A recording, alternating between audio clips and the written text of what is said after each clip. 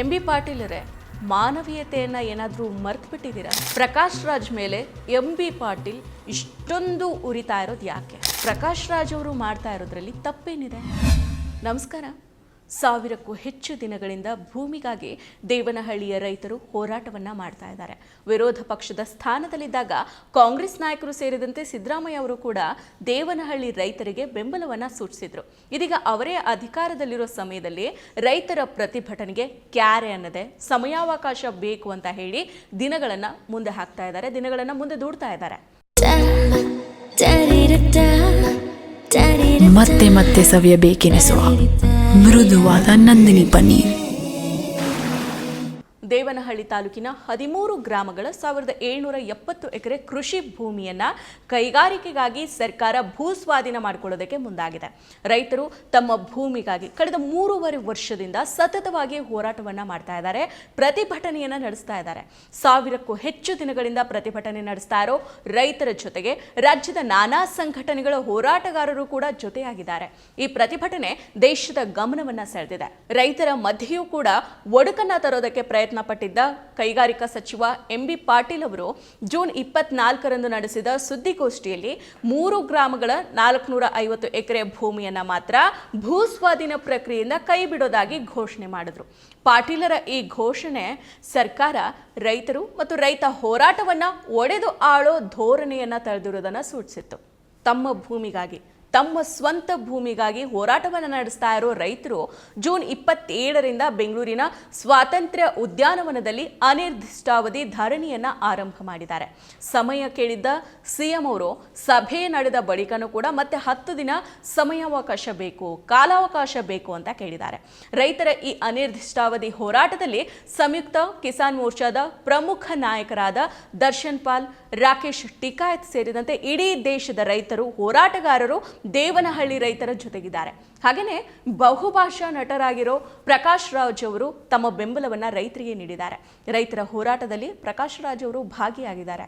ರೈತರಿಗೆ ಪ್ರಕಾಶ್ ರಾಜ್ ಅವರು ಬೆಂಬಲವನ್ನ ನೀಡ್ತಾ ಇರೋದನ್ನ ಸಹಿಸದ ಸಚಿವ ಪಾಟೀಲ್ ಅವರು ರೈತರ ಹೋರಾಟಕ್ಕೆ ಪ್ರಕಾಶ್ ರಾಜ್ ಅವರು ಇಷ್ಟೊಂದು ಸಪೋರ್ಟ್ ಮಾಡ್ತಾ ಇರೋದಕ್ಕೆ ಎಂ.ಬಿ. ಪಾಟೀಲ್ ಅವರು ಒಳಗೊಳಗನೆ ಉರ್ಕೊಳ್ತಾ ಇದ್ದಾರೆ. ಯಾಕಂದ್ರೆ ಪ್ರಕಾಶ್ ರಾಜ್ ಅವರ ಬೆಂಬಲ ನೀಡ್ತಾ ಇರೋದು ರೈತರ ಪರವಾಗಿ, ಹಾಗೇನೆ ಇವರು ತಮ್ಮ ಸರ್ಕಾರದ ವಿರುದ್ಧವಾಗಿ ಇಷ್ಟೊಂದು ಬಂದು ರಾಜ್ಯಾರೋಷವಾಗಿ ಮಾತಾಡ್ತಾ ಇದ್ದಾರೆ ಅಂತ ಒಳಗೊಳಗಡೆನೆ ಎಂ.ಬಿ. ಪಾಟೀಲ್ ಅವರು ಉರ್ಕೋತಾ ಇದ್ದಾರೆ. ಅದರಿಂದಾನೇ ಈ ರೀತಿಯ ಹೇಳಿಕೆಗಳು ಹೊರಬರ್ತಾ ಇದ್ದಾವೆ.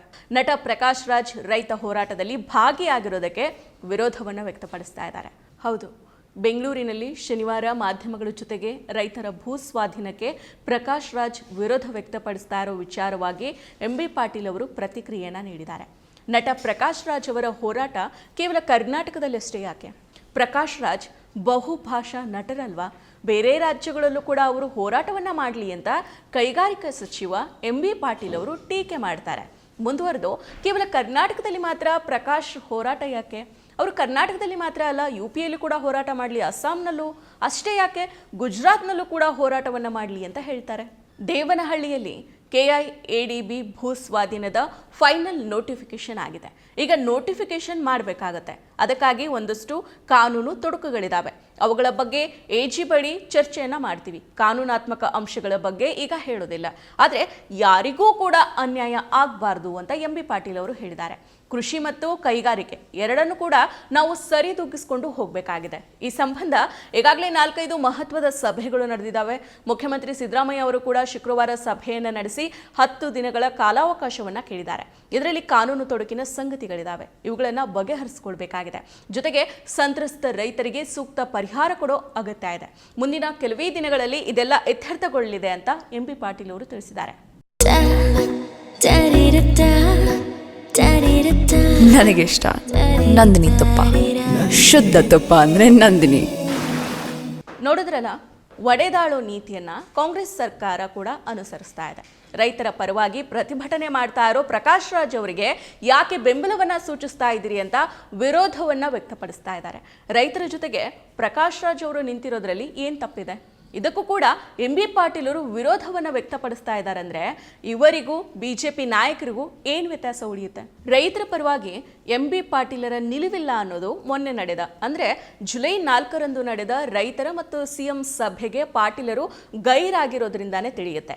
ಹಾಗೆಯೇ ಇವರ ಒಲವು ಕೈಗಾರಿಕೋದ್ಯಮಿಗಳ ಪರವಾಗಿದೆ ಅನ್ನೋದು ಕೂಡ ತಿಳಿಯುತ್ತೆ.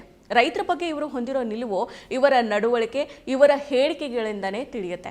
ಇವರು ಕೂಡ ರೈತರಿಗೆ ಸಪೋರ್ಟ್ ಮಾಡೋದಿಲ್ಲ. ಸಪೋರ್ಟ್ ಮಾಡೋರ್ಗೂ ಕೂಡ ಇವರು ವಿರೋಧವನ್ನು ವ್ಯಕ್ತಪಡಿಸಿ ಟೀಕೆನ ಮಾಡ್ತಾರಂದ್ರೆ ಏನರ್ಥ?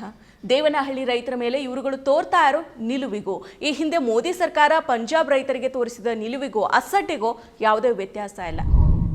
ಮತ್ತಷ್ಟು ವಿಶೇಷ ವಿಡಿಯೋಗಳನ್ನು ನೋಡಲು ಮತ್ತು ಹೊಸ ವಿಡಿಯೋಗಳ ಬಗ್ಗೆ ತಿಳಿಯಲು ಈ ದಿನ .com ಯೂಟ್ಯೂಬ್ ಚಾನೆಲ್ ಸಬ್ಸ್ಕ್ರೈಬ್ ಮಾಡಿ ಮತ್ತು ಬೆಲ್ ಐಕಾನ್ ಕ್ಲಿಕ್ ಮಾಡಿ.